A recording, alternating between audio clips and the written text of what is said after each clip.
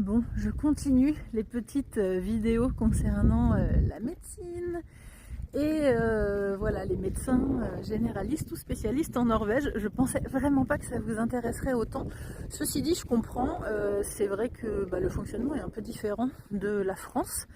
D'ailleurs, je pense que je vous ferai une petite vidéo pour vous expliquer comment fonctionne le système de santé en Norvège, parce que ça fonctionne pas comme en France avec la sécurité sociale et la mutuelle, etc. C'est pas exactement, enfin c'est pas du tout le même fonctionnement. Donc du coup je vous expliquerai ça dans une prochaine vidéo. Mais là, je voulais juste rebondir sur deux choses qui ont été mentionnées dans la petite vidéo que j'avais faite pour parler du dermatologue.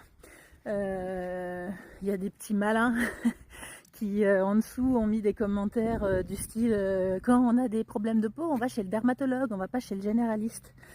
Oui, alors avant de faire des réflexions aussi délicates que ça, je vous recommande de parler de ce que vous connaissez, puisque en Norvège ça ne fonctionne pas comme ça.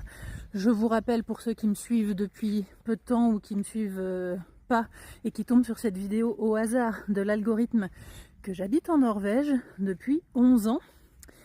Et qu'en Norvège, on ne peut pas consulter de spécialiste à sa bonne volonté. Il faut obligatoirement passer par son médecin généraliste qui lui va nous envoyer ou pas, si besoin, chez un spécialiste. Donc moi, j'étais allée consulter mon généraliste pour faire un check des grains de beauté. Et il m'a pas juste regardé comme ça à l'œil, il a le petit outil, là, la petite lumière avec la petite loupe. Il m'a donc bien regardé tous les grains de beauté et il n'y avait rien de suspect. Il m'en a déjà enlevé 2. Donc en Norvège, c'est le médecin généraliste qui peut faire ça. Et vraiment, ils envoient chez les spécialistes que s'il y a besoin.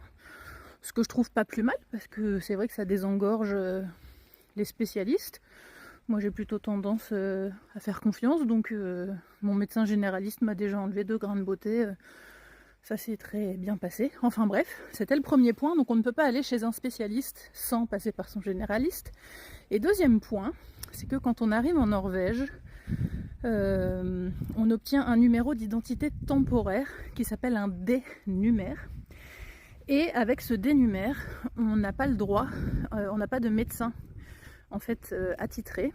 En Norvège, on obtient un médecin attitré, on appelle fastlege, un médecin généraliste attitré, que lorsqu'on obtient un fødselsnummer, qui est un numéro d'identité